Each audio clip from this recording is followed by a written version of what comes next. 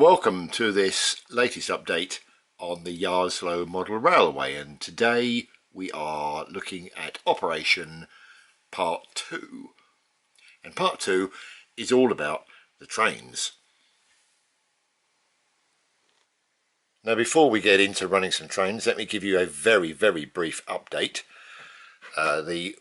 What goes on in the shed at the moment is a mixture of work and play and testing. So the master cab control panel, which hasn't been fully wired in because it's still floating, I need to build a box for it, but I'm just testing that it all works. I'm trying to get for it, and move my loo roll out of the way, I'm trying to get a position where I can reach everything both from this side and from the Yarslow operating area, but at the moment it works and it's fine. The second piece of work relates to the branch. You'll know in the last video we had this flyover built. Well, now I've got a branch line. So this station here is Blowick Lane. You can see where the platform is going to go, main line, the siding, and this is where row boxes will be. If I look that way, I can show you that there's going to be some kind of view blocker here, a level crossing here, cottage, station building will be here, and a path running beside it up onto the platform, and maybe a signal box or something here. So that's Blowick Lane, and we come down here. You can see how the front of the board has been cut away to create a scenic view. This piece here is going to be where I'm going to put some kind of river bridge thing. Not quite sure what yet, but that's open to some options. And then we've still got the cutaway at the front here, and the line curves around, and we end up at this station, which is Butterbump and Mumby, single siding, no catch point this time. We do have a blind siding here. I found my own coupler, by the way, that I made. Blind siding, and then the main line runs off into the traverser. Now this is the traverser from the old Yarslow layout that was made for a portable scheme that never came to anything. It's very simple, a pair of draw runners mounted on risers, as you can see, and then a simple bolt mechanism allows you to make the track alignment like that. And then at this end, this has been rewired.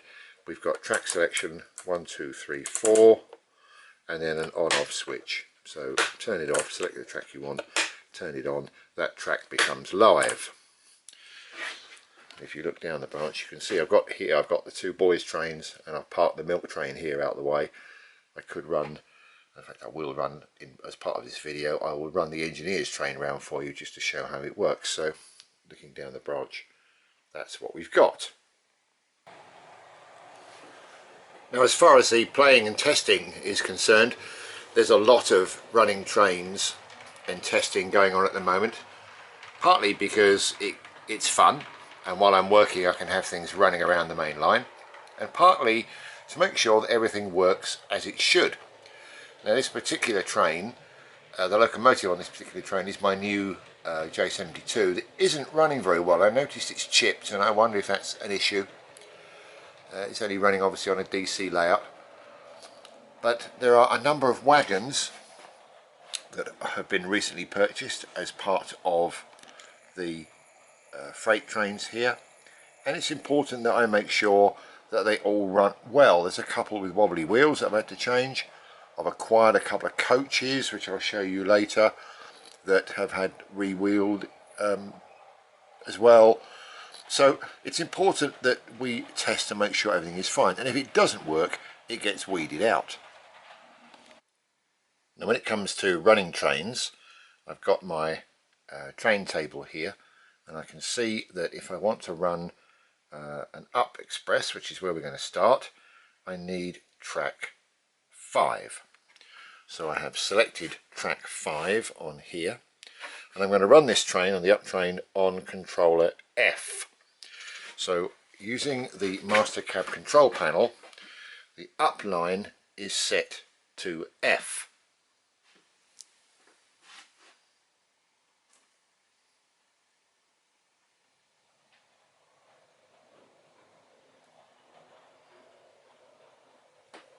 And when that train has departed, I switch up 3 onto the G controller, and then if I press the second button here, I can advance the train that sits behind it on the storage sidings. And that arrives in the front berth, waiting for its turn to run, and of course behind it, it leaves a free berth for the train that's currently on the layout to come back into storage.